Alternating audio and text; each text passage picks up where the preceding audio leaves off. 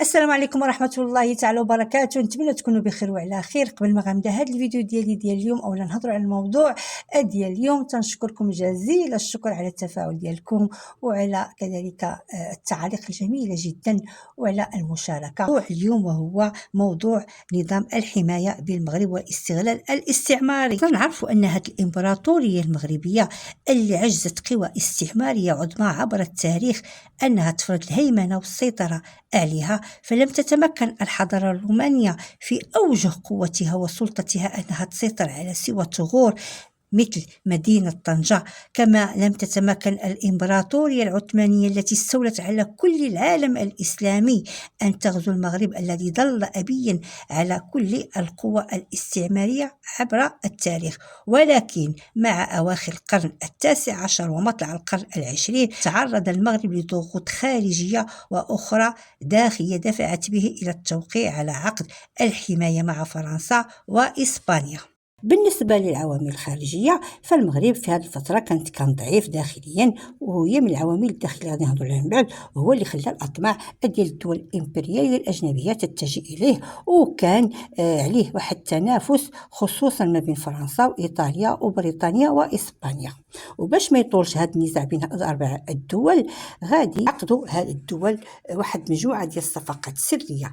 أول اتفاق هو اتفاق الفرنسي الإيطالي 1902. غادا تنازل فرنسا لإيطاليا على ليبيا، وغادا تنازل إيطاليا لفرنسا على المغرب.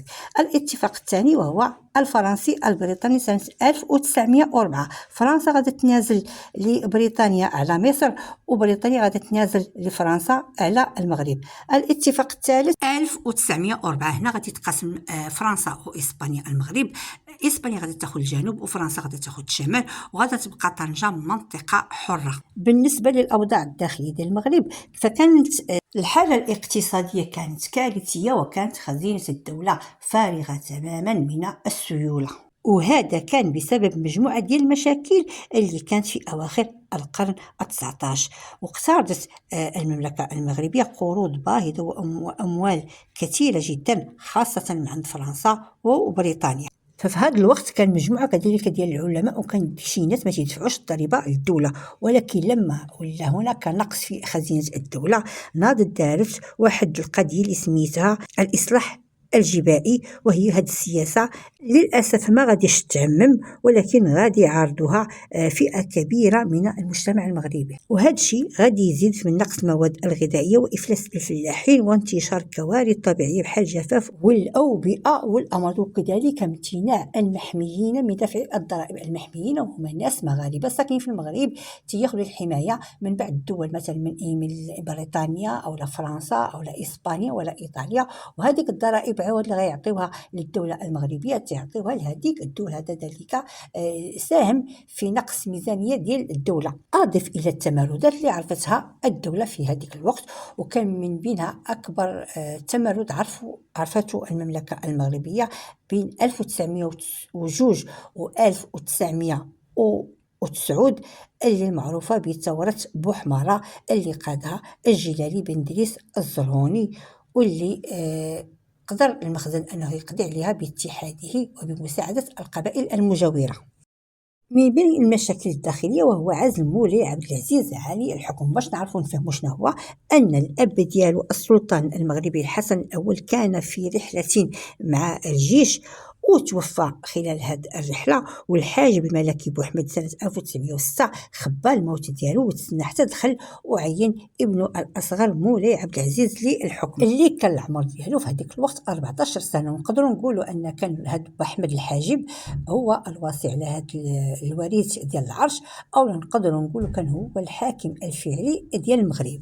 فهذيك السنه غادي تعقد واحد المؤتمر سميتو الجزيره الخضراء. ديك الوقت هذيك الدول الامبرياليه الاجنبيه باقي ما حسموش الامر ديالهم، وباقي ما قطعوش التورته ديال الدول اللي غادي يحتلوها، وبالخصوص تتعلق المساله بالمغرب خاصه بين فرنسا والمانيا. هذا المؤتمر غادي يحضر ليه 12 دوله اوروبيه بالاضافه الى الرئيس الامريكي روزفلت، وحضور كذلك المغرب. وفي هذا المؤتمر أعطوا امتيازات كبيرة لفرنسا وإسبانيا، وهذا مولاي عبد العزيز غادي يوافق على تناقش في هذا المؤتمر، الشيء اللي ما غاديش يعجب المغاربه، وغادي يتم العزل ديالو من طرف فقهاء وعلماء الائمه المغاربه سواء في فاس او لا في مكناس في المدن العلميه.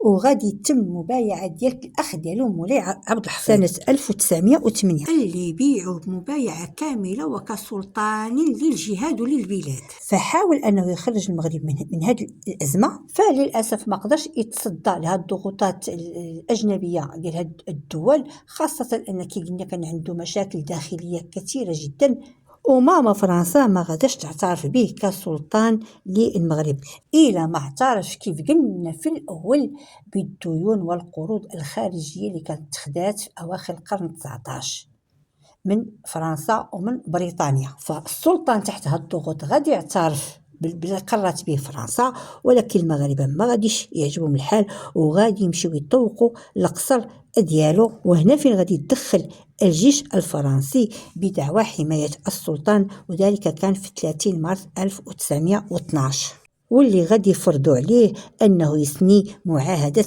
الحمايه. ومن هنايا المغرب غادي يفقد الاستقلال السياسي ديال بنود الحمايه الفرنسيه. هنا مولاي السلطان عبد الحفيظ غادي يوقع مع السفير الفرنسي وغادي يتفقوا على العديد من الامور، وهذه اهمها اول بند في هذه المعاهده ديال الحمايه تاسيس نظام جديد بموجبه فرنسا اصلاحات نافعه للمغاربه، حراسه فرنسا للتراب المغربي برا وبحرا، تعهد فرنسا بحمايه امن وسلامه ومهام السلطان، تعيين فرنسا مقيما عاما لها في المغرب وتمتيعه بصلاحية عامة، إشراف فرنسا على طلبات المغرب للقروض، إبقاء على طنجة كمنطقة دولية.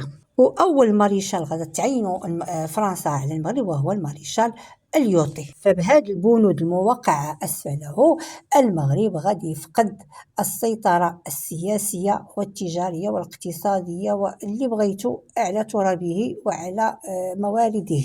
وهذا الشيء غادي يترتب عليه أن منطقة طنجة الشمالية والجنوب المغربي غادي يكون تابع لإسبانيا، الساقية الحمراء وواد الذهب، والمناطق الشمالية طنجة منطقة دولية، وتطوان وكل شمال المغرب تحت الحماية الإسبانية، وفرنسا غادا تحتل أو غادي يكون تحت الحماية ديالتها كاع اللي بقى من التراب المغربي. خاصنا نعرفوا ان هذا المحتل الفرنسي الاسباني ما قدروش يسيطروا على المملكه المغربيه، لان كانت هناك مقاومه شرسه من لدن المغاربه، فهم حاربوا وما قدرش نهائيا انه يفرض السيطره ديالته الى حدود 1934. وخاصنا نشيدوا بالمقاومين المغاربه اللي حاربوا هذا المستعمر، وظهرت بزاف الشخصيات التي تذكرها إلى حد الآن التاريخ المغربي، منها عبد الكريم الخطابي اللي كان دير واحد الثورة في جبال الريف واللي حارب الإسبان وحارب الفرنسيين.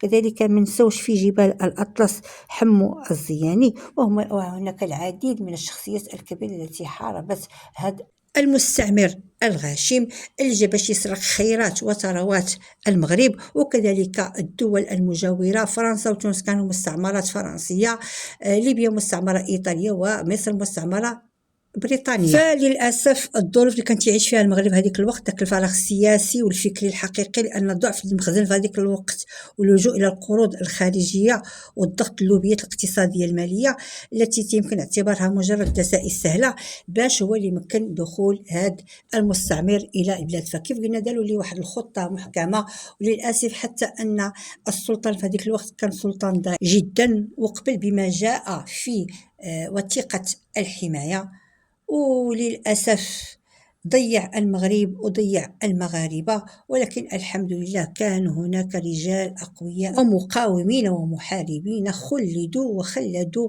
أساميهم بماء من ذهب، وحاربوا واستشهدوا في سبيل الوطن، وأجبروا المستعمر أن يوقع على وثيقة الاستقلال، وعودة كذلك محمد الخامس من المنفى سنة 1956. إن شاء الله في فيديوهات لاحقة غادي نهضروا على ما هو دور هذا المخزن اللي تنسمعوه كثيرا، وكيف أسس وعلاش ما دارش الدور ديالو كما يجب في عهد الحماية، وغنتكلموا كذلك على المقاومين المغاربة الذين استشهدوا في سبيل الوطن. إن شاء الله نلقاكم في فيديو لاحق. مع السلامة.